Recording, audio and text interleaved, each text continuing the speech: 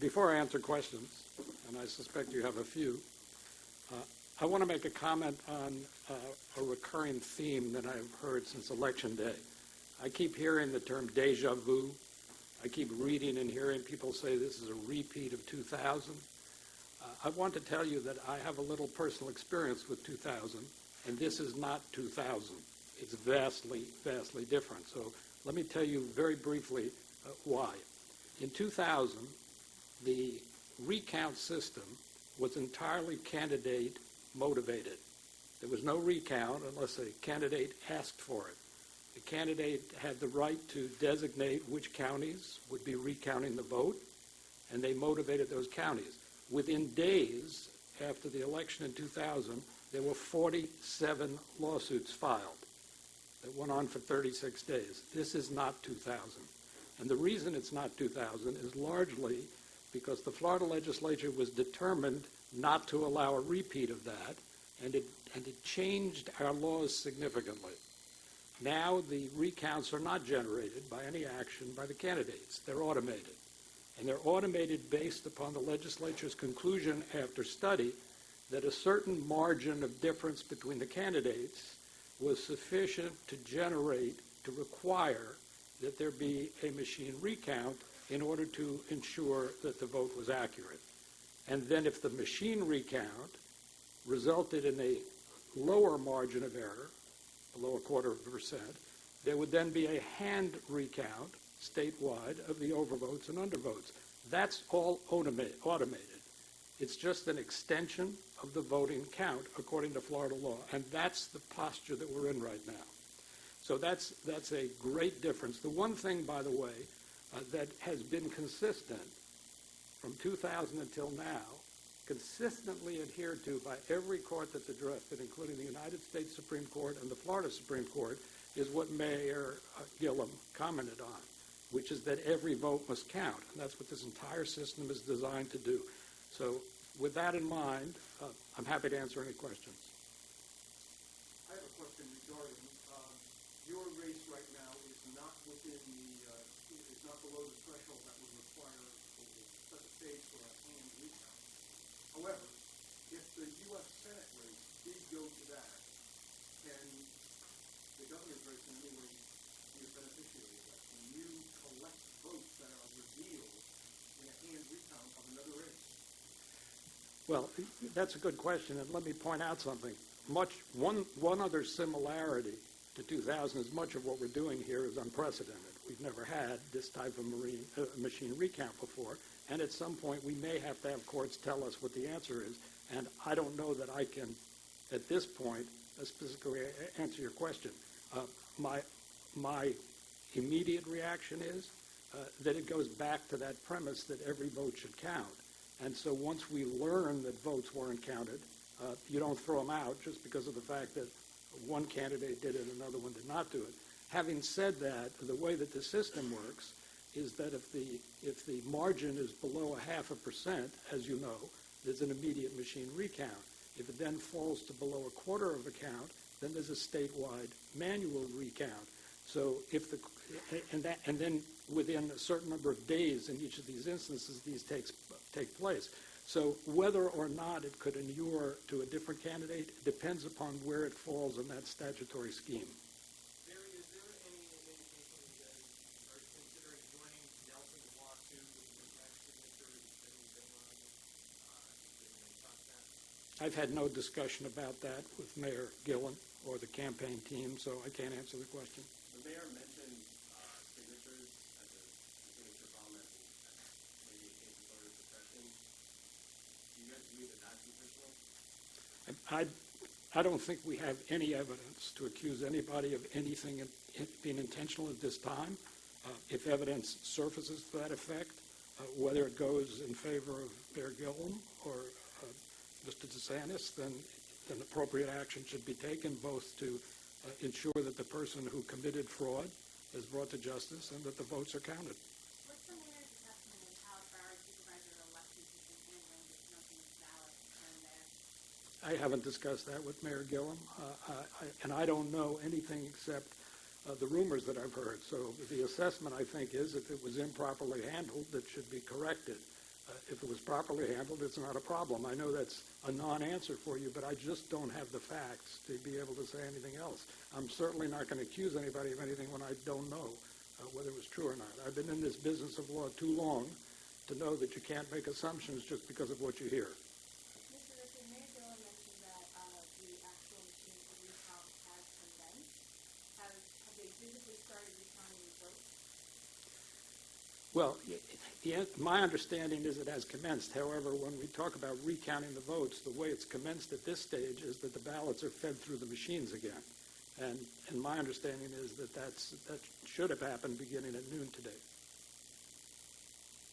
you have any concerns that because there are 3 statewide races that are being tabulated, that are going through a machine recount? I was speaking with Leon County Supervisor Weston Clark earlier. He said that this is going to be much more complicated than many people have been making it out to be, especially the over and under votes with different races all going through, needing to be separated race by race. Do you have confidence that this is going to be, done correctly? Well, I learned from prior experience that it's always more complicated than those of us watching it think it is. And I certainly have sympathy for the supervisors who have to do it. But I will tell you it's far, far less complicated than it was in 2000. And the votes are either there or they're not there. And on each ballot, when we talk in case your viewers don't understand what we're talking about, an overvote is when a ballot shows more than one vote in the same race. An undervote is when it shows no vote in that race. And so the machine supposedly will kick these ballots out, and then somebody has to we run them through again after we make sure the machine is working properly and see if it does it again. And then if it does, and if the margin of error is small, or the margin of difference is small enough, then somebody has to look at those ballots and see. I guess you could say that's a complex process, and how long it takes depends upon the number of ballots we're talking about and the number of people who are assigned to the task. But the legislature made the determination that it should take about 3 or 4 days to go through the machine recount.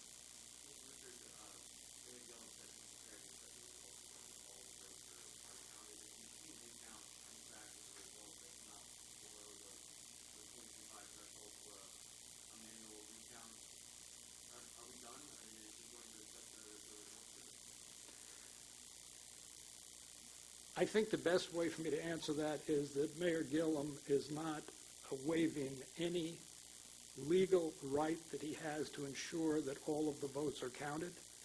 That's one of the reasons that he hired me. And so without all of the facts, I can't answer that question. I think that when the machine recount is finished, if he is satisfied that the system has worked properly and there are no uncounted votes out there that should be counted, then I imagine he'll be satisfied. He's not going to file a lawsuit for no reason.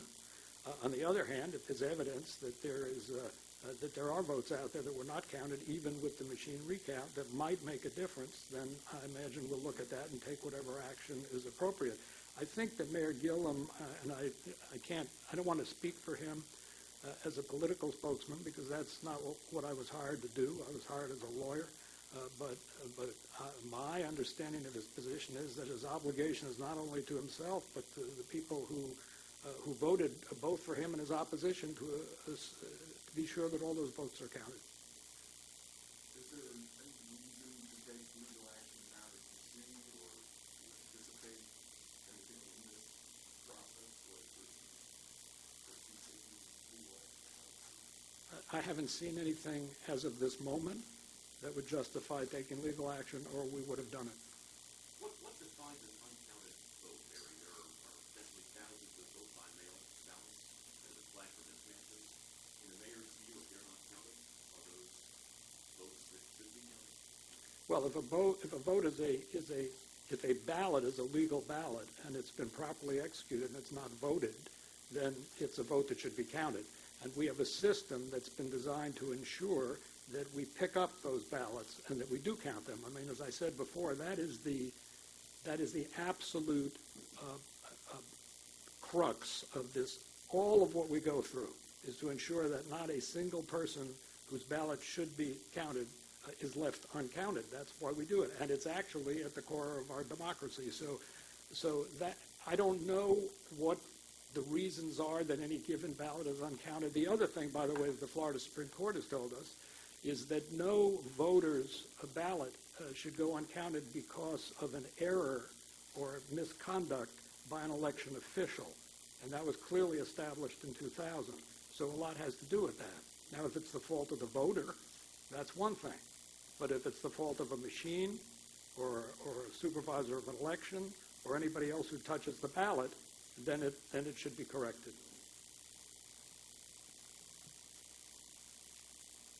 How much confidence do you have that you can find close to 32,000? You're out of my sphere of knowledge at this point. I'm not a mathematician, and I'm not a statistician, and I don't know the answer to that. I will tell you that the legislature, when they devised these laws, made the determination that the margins that they set were margins in which there was a realistic chance that it would make a difference. That's how they selected those margins. So that's a legislative determination, and I don't have the knowledge to rethink that determination. One last question, folks. Last week, President Trump said there could be a role for the federal government to play in this recount. I don't know what that role would be. Can you think of one besides like federal court? Well, speaking generically, the only role of the federal government in state elections is if they violate the United States Constitution or if for some reason they violate some federal law. That would be the only role at this point, other than the fact that we are always operating under the requirements of the U.S. Constitution. Just in general, I don't know of any specific role. I have a question. Given that more than 8 million votes have been cast, one thing about the hand recount is the overvotes and undervotes are what's going to be counted. And there has to be enough of them to make a potential difference in the outcome for the manual recount to proceed.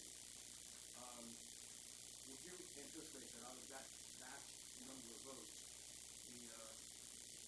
the number of votes that are going to be kicked out by the machines are going to be enough to continue the manual recount?